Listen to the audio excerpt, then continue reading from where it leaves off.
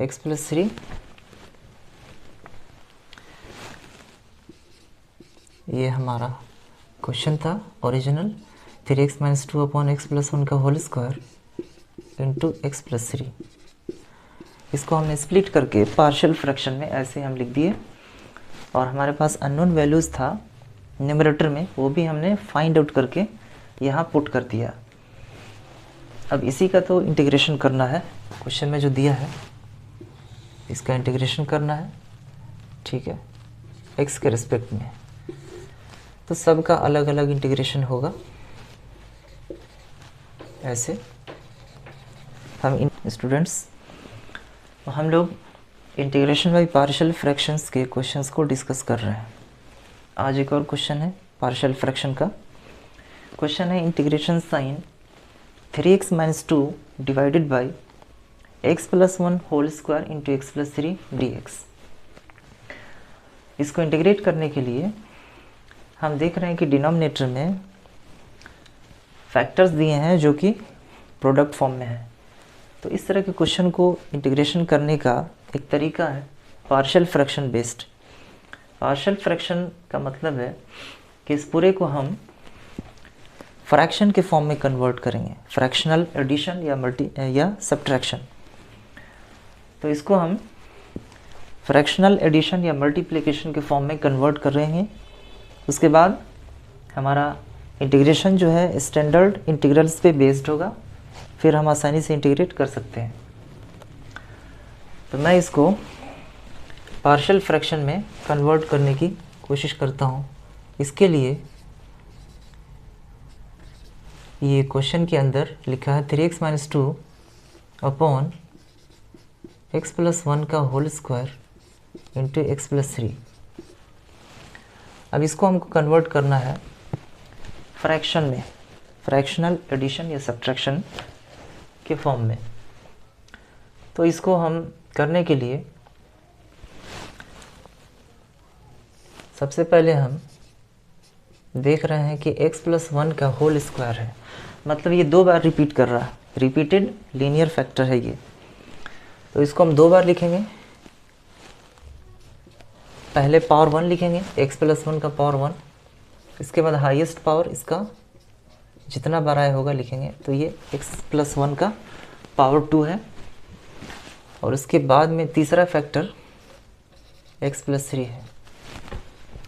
यहाँ तक लिखने के बाद अब हमको पता नहीं है कि इसके न्यूमरेटर में क्या लिखें, क्योंकि हमने इसको स्प्लिट कर दिया ना, तो न्यूमरेटर में क्या आएगा ये पता नहीं है। तो उसको पता करने के लिए हम एज्यूम कर लेते हैं कि कोई कांस्टेंट होगा। उसके बाद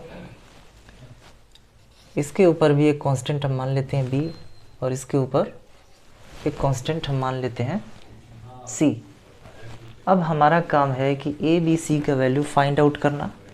a b c का वैल्यू फाइंड आउट करने के बाद हम इसमें पुट कर देंगे वैल्यूज़। तो ये आसानी से ये स्प्लिटेड फॉर्म में है, तो ये बिल्कुल स्टैंडर्ड फॉर्म में सेट हो जाएगा और इंटीग्रेशन आसानी से हो जाएगा। तो ए बी सी का वैल्यू फाइंड आउट करने के लिए हम कंपेयर करेंगे दोनों साइड। तो कंपेयर करते हैं हम LHS में 3x minus 2 upon x plus 1 का होल स्क्वायर इंटू में x plus 3 is equal to, अब ये तो एडिशन के फॉर्म में दिख रहा है ना फ्रैक्शन, तो हम थोड़ा इसको एडिशन के फॉर्म में करते हैं जिससे कि कंपेयर करना हमारा आसान हो। तो अगर हम इसका एडिशन करें तो हमको इसके जो दिख रहे हैं डिनोमिनेटर में, ये हमको ऐसे लिखना पड़ेगा ना, LCM लेके इन दोनों का LCM x प्लस 1 का whole square into x plus 3। अब यहाँ पे क्या आएगा, x प्लस 1 से x प्लस 1 कैंसिल हो जाएगा, एक x प्लस 1 बचेगा। तो यहाँ पे आएगा a into x plus 1 into में x प्लस 3 भी आएगा, प्लस x प्लस 1 का होल स्क्वायर से x प्लस 1 का होल स्क्वायर कैंसिल होने के बाद यहाँ आएगा b into x plus 3 plus x plus 3 से x प्लस 3 कैंसिल हो जाएगा। तो c के मल्टीप्लिकेशन में x प्लस 1 का होल स्क्वायर आएगा। ये ऐसे हम एडिशन करते हैं। अब दोनों साइड डिनोमिनेटर सेम हो चुका है तो न्यूमरेटर को कंपेयर करेंगे क्योंकि हमको ए बी सी का वैल्यू पता करना है। तो यहाँ न्यूमरेटर का कंपैरिजन हम करते हैं 3x minus 2 is equal to a into x plus 1 into x plus 3, जो न्यूमरेटर में लिखा है उसको हम लिखते जाएंगे, b into x plus 3 plus c into x plus 1 का होल स्क्वायर। अब कंपैरिजन करना है, ए बी सी का वैल्यू पता करना है। तो हम एक काम करते हैं, अगर हम इस पूरे एक्सप्रेशन में x का वैल्यू -1 पुट करें तो -1 प्लस 1 0, ये पूरा कैंसिल हो गया ए का टर्म। फिर यहाँ भी -1 पुट करने पे c का टर्म कैंसिल हो जाएगा, तो b का वैल्यू यहाँ से हम निकाल सकते हैं। तो पहला काम x is equal to -1 put करते हैं और देखते हैं कि b का वैल्यू कितना आ रहा है। तो ये 3x minus 2 is equal to -1 put करने पे a कैंसिल हो जाएगा और c भी कैंसिल होगा, तो यहाँ आएगा b के मल्टीप्लिकेशन में ये x प्लस 3 है। यहाँ -1 पुट कर रहे हैं तो -1 पुट करने पे आएगा, इधर आएगा 3 into -1 minus 2 is equal to b into -1 plus 3, ये आ चुका है। अब यहाँ से हम थोड़ा सा सिंप्लीफाई कर रहे हैं, सिंप्लीफाई करेंगे तो 3 इंटू -1 ये हो गया -3 -2 is equal to b into -1 plus 3 कितना आएगा 2। तो यहाँ से b का वैल्यू कितना आ रहा है, ये -3 -2 -5, तो b is equal to -5/2, b का वैल्यू -5/2 आ चुका है। अब हमको दो अननोन a और c का वैल्यू भी चाहिए।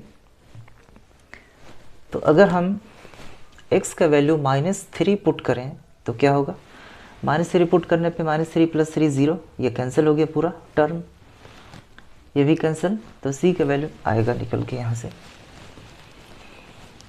तो एक बार x का वैल्यू -3 हम पुट करेंगे दोनों तरफ, तो x is equal to -3 put करने पे इधर आएगा 3 इंटू -3 -2 इज इक्वल टू, ये कैंसिल हो गया, b भी कैंसिल हो गया, तो बचेगा c। तो c इंटू x की जगह -3 पुट करेंगे, -3 प्लस 1 का होल स्क्वायर। तो यहाँ से क्या आ रहा है, आगे हम सिंप्लीफाई करते हुए जाएंगे, तो -9 -2 -9 -2 -11 is equal to c into -3 plus 1 -3 plus 1 -2 का स्क्वायर।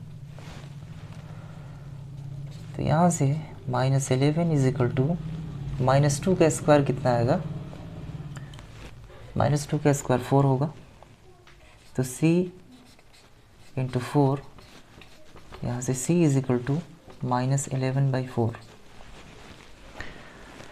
अब बचा a का वैल्यू, तो यहाँ पे कुछ और अगर हम रखें तो कैंसलेशन होने का चांसेस नहीं है। अब हम क्या करेंगे, -1 -3 के अलावा कोई और वैल्यू हम पुट करके a का वैल्यू निकालेंगे, कुछ इक्वेशन बनेगा। तो हम एक काम करते हैं, 0 पुट करते हैं, x is equal to 0 put करने पे क्या बन रहा है देखते हैं। तो यहाँ x is equal to 0 put करेंगे तो LHS में आएगा 3 into 0 -2 is equal to, x का वैल्यू 0 पुट करने पे इधर आ गया a into 0 plus 1 1, 0 plus 3 3 plus b into 0 + 3 3 और c इंटू 0 + 1 1 1 का स्क्वायर, ये आ चुका है यहाँ तक। 3 इंटू 0 0 -2, ये आ गया -2 = 3a plus 3b plus c। अब यहाँ हम जो भी वैल्यू पहले निकाल चुके हैं उसको पुट करेंगे, तो बाकी अननोन b यहाँ से पता चल जाएगा। b और c का वैल्यू हम पुट करने जा रहे हैं, तो -2 = 3a प्लस 3 इंटू b का वैल्यू है -5/2 प्लस में c का वैल्यू है -11/4। तो यहाँ अब आगे हम इसको सिंप्लीफाई करेंगे a का वैल्यू पता करने के लिए। -2 = 3a, ये मल्टीप्लिकेशन के बाद 3 इंटू -5 -15/2 -11/4। यहाँ से ये आएगा आगे 3a, और यहाँ माइनस कॉमन लेते हैं और फिर हम आगे इसको 4 2 का एलसीएम हो गया 4, 2 2 = 4, ये आ गया 30 प्लस 11, तो ये आ गया 30 + 11 44/4। ठीक है, ये 44/4 आ चुका है।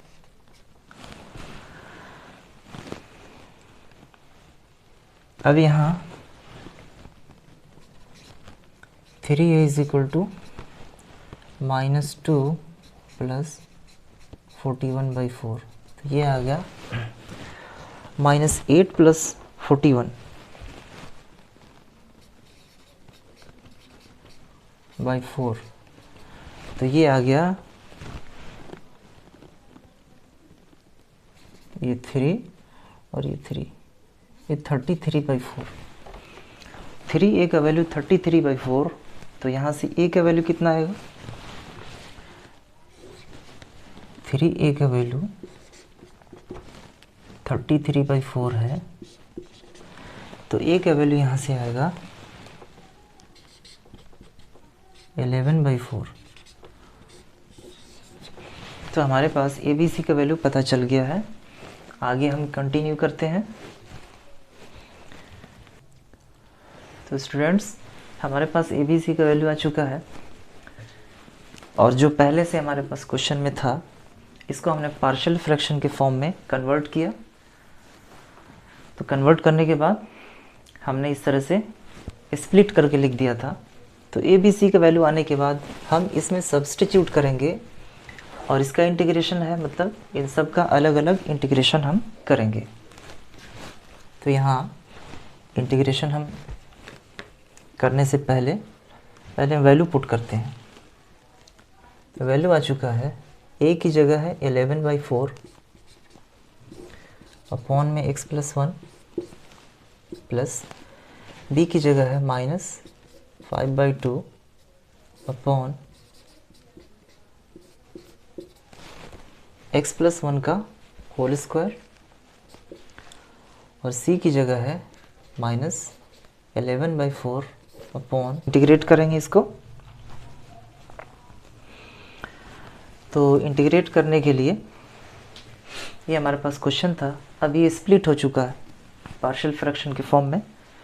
तो इसको इंटीग्रेट करने के लिए हम जानते हैं एक दो फार्मूला हमको याद होना चाहिए इसके लिए। तो हमारे पास है इंटीग्रेशन साइन 1/x dx। इसका इंटीग्रेशन होता है log x, क्योंकि log x का डिफरेंशिएशन 1/x, तो 1/x का इंटीग्रेशन log x। इसके बाद एक और हमारे पास है 1/x² का इंटीग्रेशन। तो 1/x का इंटीग्रेशन, 1/x का डिफरेंशिएशन -1/x² होता है, तो 1/x² का इंटीग्रेशन -1/x होगा। ये हो गया -1/x। इन दो फार्मूलाज को हम यहाँ अप्लाई करेंगे इंटीग्रेशन में, जो हमारे पास अभी है, दिख रहा है बोर्ड पे। ठीक है, तो इंटीग्रेट हम कर रहे हैं। 11/4 कांस्टेंट है तो बाहर आएगा। इसके बाद इधर आ गया dx/x+1, तो 1/x का इंटीग्रेशन log x होता है, तो log, और x की जगह क्या है, x+1 है। ठीक, इसके बाद प्लस -5/2 कांस्टेंट है तो बाहर आ गया। 1/x² का इंटीग्रेशन -1/x होता है, तो यहाँ हम लिखेंगे -1/x, x की जगह x+1 है। इसी तरह से प्लस -11/4 कांस्टेंट है तो इंटीग्रेशन साइन से बाहर लिखेंगे। इसके बाद 1/x+3 का इंटीग्रेशन हो जाएगा log x+3।